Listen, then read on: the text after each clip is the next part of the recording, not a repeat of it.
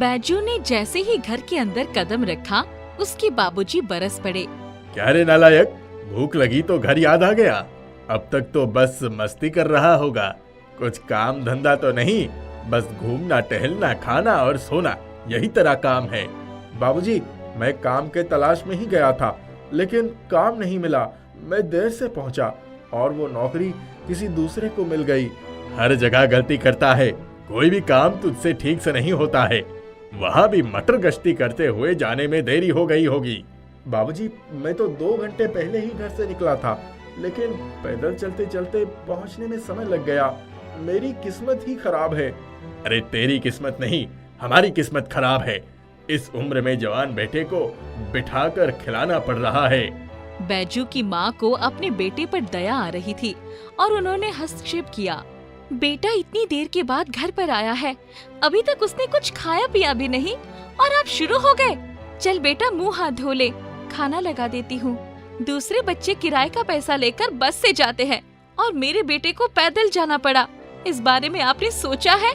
बस कुछ भी हो जाए, गलती बेटे की ही निकालेंगे। चल बेटा, तू खा ले। माँ, मुझे भूख लगी है, मन बहुत दुखी है, मुझे अपनी बेकारी पर बहुत शर्म आ रही है। बेटा, बाबूजी की बातें दिल पर मत ले। तेरे बाबूजी बहुत कमजोर हो गए हैं, बीमारी के कारण गुस्सा ज्यादा आता है। मैं उन्हें समझाऊंगी। खाना मैंने भी नहीं खाया है, तेरी राह देख रही थी। तू चिंता मत कर, एक दिन ऐसा आएगा कि मेरा बेटा लाखों रुपए कमाएगा। माँ की बातों ने बैजू को धीरज बंधाने का काम किया। उसने माँ के साथ बैठकर बड़े प्रेम से खाना खाया। बैजू जब रात को खाना खाने के बाद सोने गया तो उसने बाबूजी को एक डायरी छुपाते हुए देख लिया था। मौका देखकर उसने वो डायरी ले ली। जब उसने डायरी को पढ़ा तो उसे बड़ा झटका लगा। उसके बाबूजी के सर पर बहुत बड़ा कर्जा था, इसलिए वो कर्ज चुकाने के लिए हमेशा परेशान रहते थे, लेकिन उसके बारे में बैजू को कभी नहीं बताते थे। बैजू समझ गया था कि उसकी बेरोजगारी उसके बाबूजी को क्यों खलती है। दूसरे दिन उसने निश्चय किया कि वो कोई न कोई काम अवश्य करेगा। वो सवेरे जल्द ही घर से बाहर निकल पड़ा। वो मन ही मन बार बार भगवान को याद कर रहा था। हे भगवान, आपने मुझे इंसान की जिंदगी दी है, तो क्या मैं अपनी बाबूजी की भी सहायता नहीं कर सकता? आज वो कर्ज के बोझ से दबे हैं। मैं कोई भी काम करने के लिए तैयार हूँ। मेरी मदद करो भगवान, मेरी मदद करो। बैजू काम के लिए एक सेठ जी से मिला और उनसे निवेदन करने लगा। सेठ जी, मैं तन मन लगाकर आपका काम करूंगा। अब जैसा कहेंगे वैसा करूंगा। मुझे ये नौकरी दे दीजिए। अरे भाई जनाथ, देखो, हमें विज्ञान का ग्रेजुएट चाहिए। तुमने आर्ट की पढ़ाई की है, इसीलिए ये काम मैं नहीं दे सकता तुम्हें। बैजू की आशा टूट गई। वो दुखी मन से घर की तरफ लौटने लगा। उसे हर बार असफल होने पर दुख होता था, लेकिन आज अत्यधिक दुख हुआ। उसकी आंखों के आगे मजबूर बाबूजी का चेहरा बार बार आने लगा। वो सर झुकाए हुए बोझिल कदमों से लौट रहा था। अचानक उसे रास्ते में कोई चमकती हुई गोल चीज दिखाई पड़ी। उसने पास जाकर देखा तो वो 1 रुपए का सिक्का था। बैजू ने कुछ सोचा और उसे उठाकर जेब में रख लिया। रास्ते में उसे भूख लग गई और दिखा तो एक जगह पकोड़े बिक रहे थे। उन्हें देखकर उसे लालच हुआ, लेकिन दूसरे ही पल वो दुखी हो गया। हाय रे किस्मत, आज पैसे की लाचारी के कारण मैं ये पकोड़े भी नहीं खा पाया। भगवान ऐसे दिन किसी को ना दे। बैजू के इतना कहते ही उसकी जेब में सिक्कों की खनकने की आवाज आई। जेब भारी होती चली गई। वो भौचक्का रह गया। है, मेरी जेब में तो 1 ही रुपया का सिक्का था। अब ये कैसी सिक्कों की खनखनाने की आवाज है? और जेब भी भारी हो रही है। उसने जेब में हाथ डाला तो बहुत सारे सिक्के उसके हाथों में लगे। उसने कुछ सिक्के निकालकर उसके पकोड़े खरीदे और मजे से खाने लगा। उसके बाद जब वो आगे चला तो फिर से खनकने की आवाज आई और उसने जेब में हाथ डालकर सिक्के निकाले तो वो सोने के थे। हे भगवान, मैं तो मेहनत मजदूरी करके कमाना चाहता था, लेकिन आपने मुझे इस तरह से दे दिया। बैजू की जेब से आवाज आई। बैजू ने हाथ डालकर निकाला तो वो जादुई सिक्का था जो उसे राह में मिला था। 1 रुपए के सिक्के ने कहना शुरू किया, बैजू, पिछले जन्म में तुम एक राजा थे। तुमने हमेशा सबका कल्याण किया। तुमने बहुत सारा पुण्य कमाया, लेकिन एक गरीब के साथ नाइंसाफी की और उसे जेल में डाल दिया था। इसी कारणवश तुम्हें इस जन्म में अब तक कष्ट उठाना पड़ा, लेकिन तुम्हारी नेकी अब तुम्हारे लिए राह बनाएगी। मैं जादुई सिक्का हूँ। मैं तुम्हारी हमेशा मदद करूँगा। तुम्हें धन की कमी होने नहीं दूंगा। मैं तो अपनी मेहनत की कमाई खाना चाहता हूँ। काम नहीं मिल रहा है तो कोई छोटा व्यापार करना चाहता हूँ। व्यापार शुरू करने के लिए भी पैसों की जरूरत होती है। सोने के सिक्कों को बेचकर तुम्हें अच्छा धन मिलेगा और उससे तुम व्यापार की शुरुआत कर सकते हो। ठीक है, जैसा कह रहे हो मैं वैसा ही करूँगा। बैजू ने बड़ी मात्रा में पशुपालन का व्यवसाय शुरू किया। उसका धंधा दिन दुना रात चौगुना फूलने करने लगा। उससे अच्छी आय होने लगी।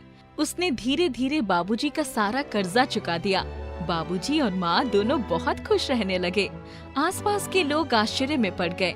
उसके गांव का एक बदमाश रंगा रहता था। वो पशुओं के लिए भूसा और चारे का व्यापार करता था। वो बेईमानी करता था, इसलिए उसका व्यापार घाटे में चलने लगा।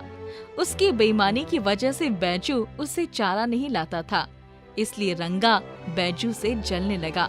उसने बैजू को बर्बाद करने की योजना बनाई। वो रात में पशुओं के सामने खाने वाले चारे में जहर मिलाने पहुंच गया। जादुई रुपए के सिक्के ने चमत्कार दिखलाया। बैजू ने जैसे ही जहर की पुड़िया खोली, वो जहर उसके हाथ से उड़ गया। वो भौचक्का रह गया।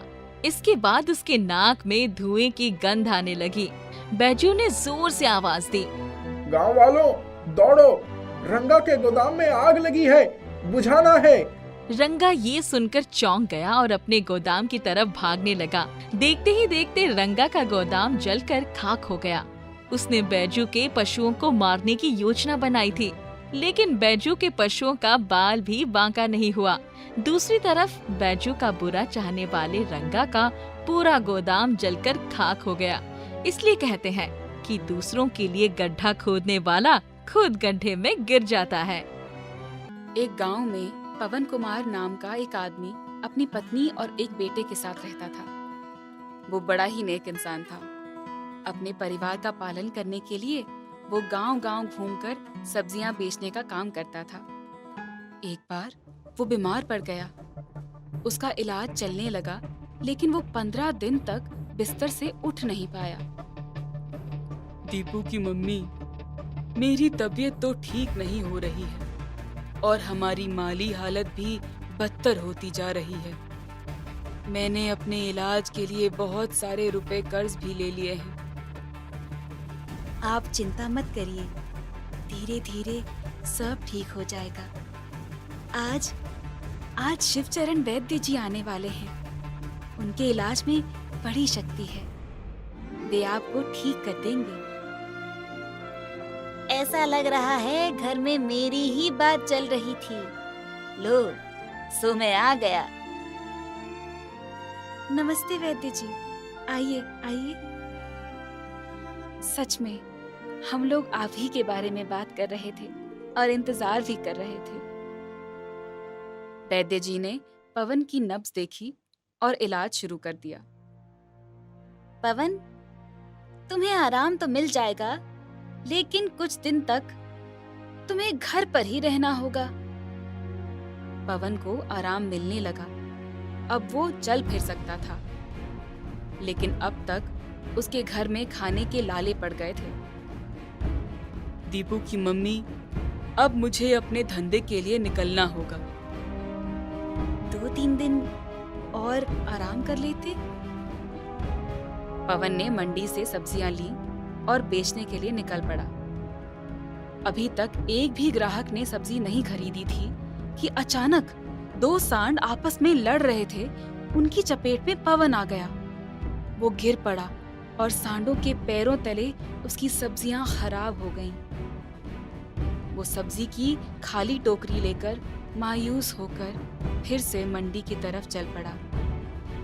उसी रास्ते में एक जंगल पड़ता था। बीच जंगल में उसे एक छोटी सी हवेली दिखाई पड़ी। उसे बहुत प्यास लगी थी। उसने हवेली के अंदर कदम रखते ही आवाज दी, अंदर कोई है? कोई है?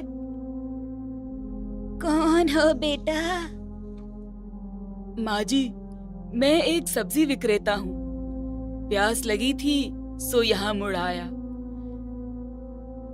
बेटा, मेरे घुटनों में बहुत दर्द रहता है। जाओ, उस घड़े से पानी लेकर खुद ही पी लो।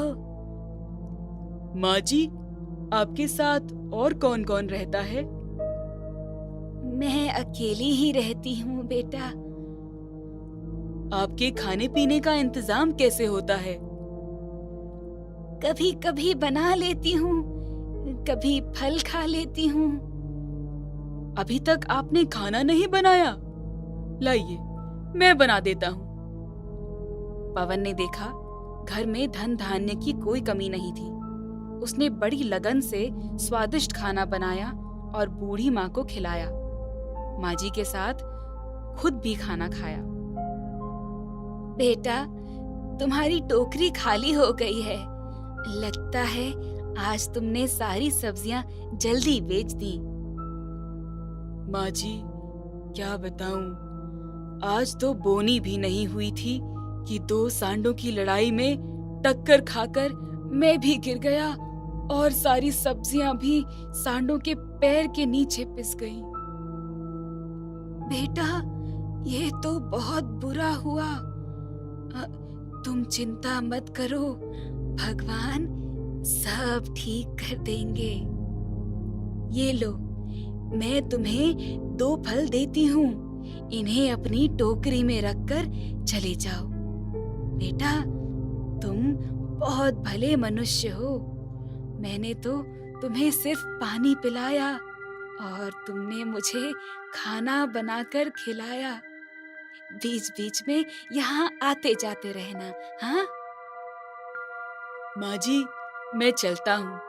अपना ध्यान रखिएगा। नमस्ते। पवन सिर पर टोकरी रखकर घर की तरफ चल पड़ा। उसने महसूस किया कि टोकरी का वजन धीरे धीरे बढ़ता जा रहा था। उसे आश्चर्य हुआ, लेकिन वो फिर भी चलता रहा। घर पहुंचकर जैसे ही उसने टोकरी उतारकर अपने घर के अंदर रखी, उसने एक अजब नजारा देखा और आश्चर्यचकित हो गया। टोकरी में फल के साथ साथ सोने, चांदी, हीरे मोती भर गए थे।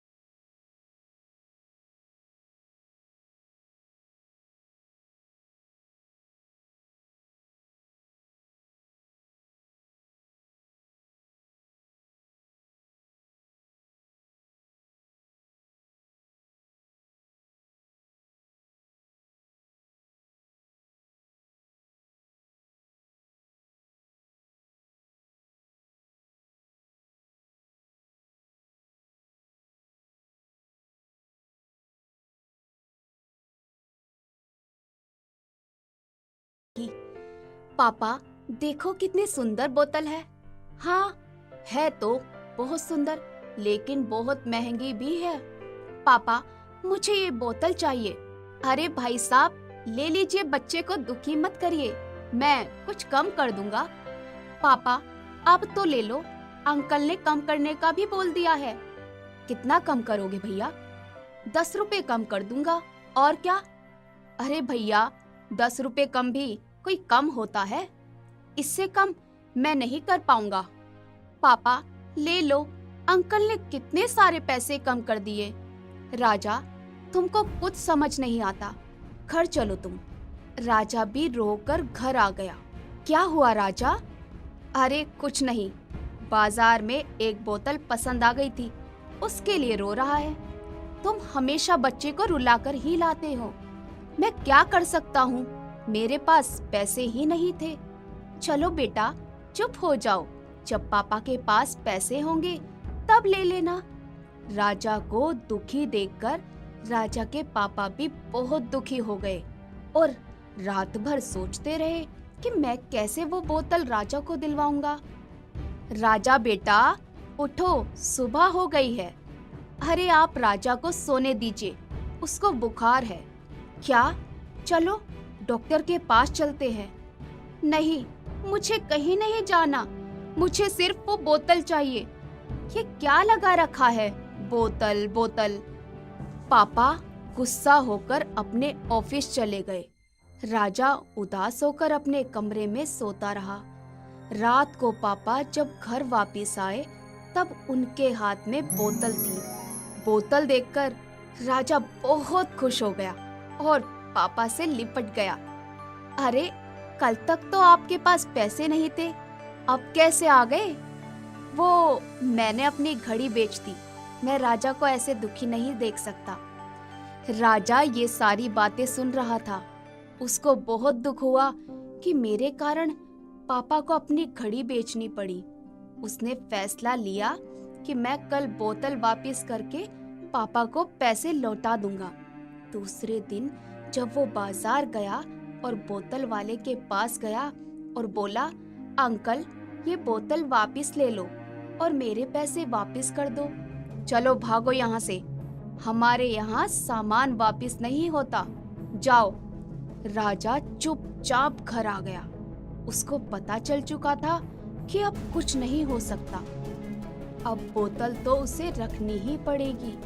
उसने बोतल को पानी भरने के लिए जैसे ही खोली, ये क्या, बोतल में तो पापा की घड़ी थी। वो दौड़कर पापा के पास गया। पापा देखो बोतल में से क्या निकला, आपकी घड़ी। अरे हाँ, पर ये कैसे हो सकता है? अरे ये तो आपकी घड़ी है, ये बोतल में कैसे? तीनों आश्चर्य से बोतल और घड़ी को देख रहे थे। राजा ने कहा, पापा ये तो जादुई बोतल है, इसने मेरी इच्छा पूरी कर दी। अब मैं इससे जो भी मांगूंगा वो पूरा होगा। अरे राजा, ऐसा कुछ नहीं होता, ये सबसे बेकार की बातें हैं। पर राजा कहाँ मानने वाला था। रात को राजा ने बोतल से कहा कि मेरे पापा को अच्छी नौकरी मिल जाए और सुबह चमत्कार हो गया। पापा को बहुत अच्छी नौकरी मिल गई। पापा, मैंने कल बोतल को रात को बोला था कि आपको अच्छी नौकरी मिल जाए और आपको अच्छी नौकरी मिल गई। बेटा, ऐसा कुछ नहीं होता, ये तुम्हारा भ्रम है। पर राजा की ये बातें बढ़ती ही जा रही थी कि ये बोतल के कारण हुआ, वो बोतल के कारण हुआ। उसके माँ बाप इस बात से बहुत परेशान हो गए थे। अब इस बोतल का कुछ करना ही पड़ेगा क्योंकि राजा का पागलपन बढ़ता ही जा रहा है। इसका पता लगाने के लिए राजा के पापा घड़ी वाले की दुकान पर गए और सारी बातें बताई। घड़ी वाला बोला, भाई साहब, जब मेरी दुकान पर आप आए तो आप बहुत परेशान थे। मैंने आपसे पूछा भी कि क्या बात है, तब आपने कुछ बताया ही नहीं, तो मैंने आपका पीछा किया। बोतल वाला मेरा भाई है। जब आपने बोतल खरीदी तो सारा मामला समझ में आ गया और मैंने आपकी घड़ी चुपके से बोतल में डलवा दी। अरे भाई, आपका बहुत धन्यवाद, पर ये बात मेरे बेटे को बताना बहुत जरूरी हो गई है क्योंकि वो बोतल को जादुई समझ बैठा है। चलो भैया, मैं आपके साथ चलता हूँ और आपके बेटे को समझाता हूँ। वो राजा के घर गया और उससे बात की, उसको समझाया। बेटा, ये कोई जादुई बोतल नहीं है।